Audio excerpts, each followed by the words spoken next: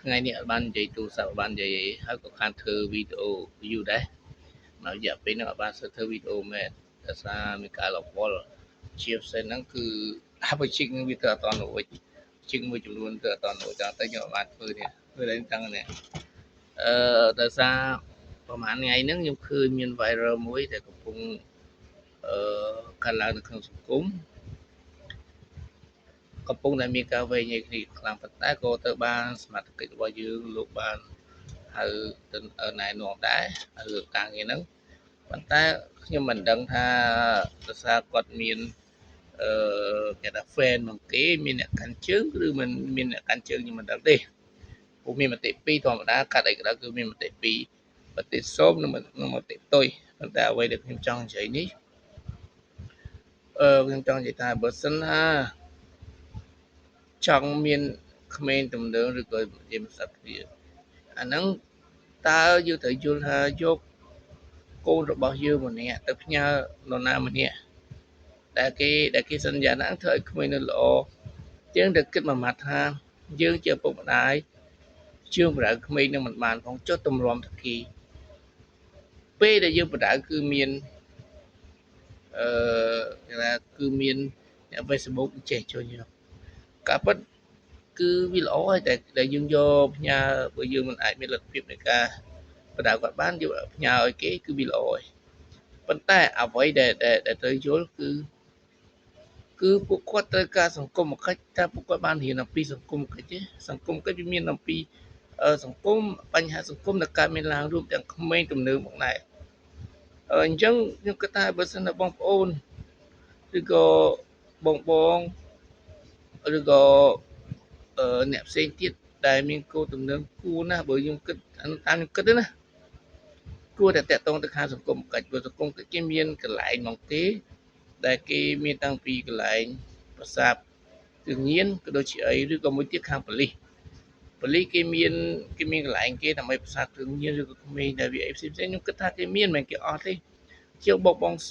សើមើលទៅហើយក៏មិនចំណាយលុយចំណាយប្រាក់ចំណាយអីដែរហើយកា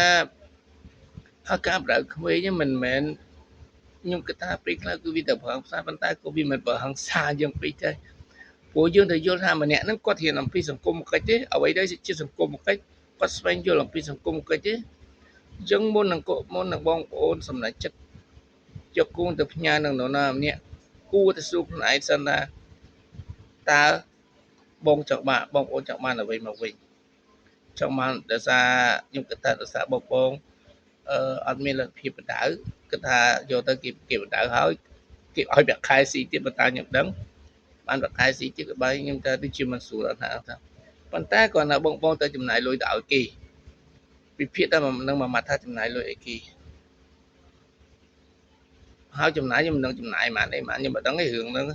នៅការងារបងប្អូនគ្រាន់តែមួយរយៈហ្នឹងគឺ viral ចឹងមែនឃើញដោយសារអំពើហិង្សាផ្សេងដែលកើតមានឡើងទាំងអស់នឹងហើយដែលបង្កឲ្យមានដូចជាគឺស្ត្រីម្នាក់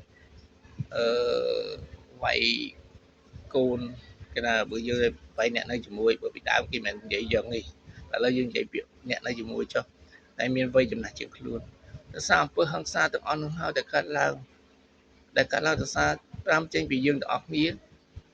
យើងចូលចិត្តប្រើហិង្សាយើងអារបស់ហិង្សាហ្នឹងដែលវាកើតឡើងនៅក្នុងសង្គមរបស់យើងទាំងអស់គ្នាហ្នឹងអញ្ចឹងខ្ញុំសូមបិទវងចូលវិញ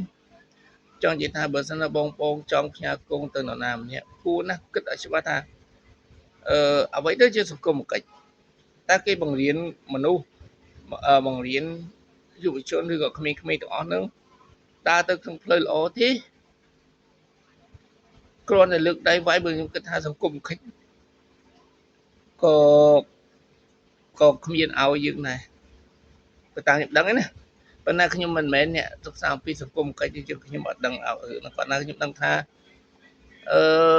អ្នកដែលអាចឲ្យបងប្អូនឬក៏កូនដែលមិនសាក់មកគាត់បានមានពីរមានខាងសង្គមកិច្ចនឹងមួយសង្គមកិច្ចត្រូវមានថារបស់រដ្ឋយើងនិងឯកជនមិនមែនខ្ញុំចម្លែកទៅលើថាការបង្កើតនេះបង្កើតនោះអត់ទេគឺជាអង្គការអន្តរជាតិដែលគេបានបដិបដាឬក៏គេរៀនមានຂະຫນាតមានក្រឹតមានក្រមមានបង្គគេត្រឹមត្រូវ លើសង្គមកិច្ចហ្នឹងខ្ញុំគិតថាមានមិនអត់ទេហើយក៏មានច្រើនណាស់ឲ្យដល់បងប្អូនជាយាមស្វែងរកហើយបើបងប្អូនដាក់ចិត្តលើអង្គការមួយចំនួនដែលគាត់ខាជំនាញខាងសង្គមកិច្ចហ្នឹងបងប្អូននឹងទទួលបានផលបានល្អលើសពីអ្វីដែលគេហៅថាបុគ្គលដែលតាំងខ្លួនថាខ្លួនឯងអ្នកនេះអ្នកនោះគុំព្រោះយើងអត់ដឹងថាគាត់ឥឡូវខ្ញុំសួរថាសង្គមកិច្ចសម្រាប់នឹងគាត់មិនដែលហ៊ានសង្គមកិច្ចផងសង្គមកិច្ចមានបណ្ដាញមានអីសពគ្រប់ទាំងអស់នឹងមានប្រព័ន្ធអង្គការនៃការគ្រប់គ្រងចុះហេតុអីគាត់បងឃើញតែគេផ្សាយនឹងបងប្អូនយកគោលទៅដាក់ដោយបងប្អូនគិតថាគេអាចជួយគូនបងប្អូនឲ្យបានល្អហើយមានប្រកាសស៊ីគំគិតចឹងពេលខ្លះយើងទៅកាត់បេះដូងចោលខ្លះខ្ញុំទទួលស្គាល់ប៉ុន្តែគួរតែយកដាក់កន្លែងណាដែលជាកន្លែងស្ថាប័នជំនាញមកគេជំនាញខាងសង្គមកិច្ចហ្នឹងឬក៏រដ្ឋយើងមានក្រសួងសង្គមកិច្ចមួយទៀតអតីតក្រសួងសង្គមកិច្ចនិងអតីតយុវជនគឺយើងមានក្រសួងរបស់យើងណាហើយនឹងមួយទៀតខាងប៉ូលីសរបស់យើងខ្ញុំគិតថាក៏គេមានស្ថាប័ននោះដែរគួរតែតកតងទៅខាងជំនាញ3ស្ថាប័នទៅតែគាត់អាចនឹងធ្វើឲ្យគូនមកបានមិនយើងយកលុយឲ្យគេហើយគេឲ្យគេបរៀនវិជ្ជាជីវៈយើងគេមានអីអត់វាទទួលស្គាល់អាវិជ្ជាជីវៈហ្នឹងសូម្បីក្រសួងការងារយើងក៏កំពុងតែរឿងហ្នឹងដែរប៉ុន្តែយើងតែយល់ថាម្នាក់ហ្នឹងគាត់ជាស្អីគាត់បានរៀនអំពីសង្គមកិច្ចទេសង្គមកិច្ចអីគេបណ្ដាញគេធ្វើម៉េចយើងមិនឃើញមកយើងមាន viral ហ្នឹងច្រើនក៏ខ្ញុំចេញមកនិយាយទៅហើយមួយរយៈហ្នឹងខ្ញុំគ្មានពេ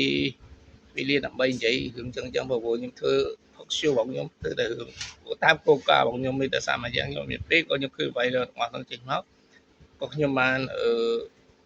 និយាយបន្តិចទៅអូខេខ្ញុំមានតែប៉ុណ្្នឹងសម្រាប់បងប្អូនអស់គ្នាយកទៅពិចារណាខ្លួនឯងទៅវាណាអាចជួយកូនបងប្អូនបានមានបងខ្លួនឯងទេដែលអាចជួយកូនបងប្អូនបាន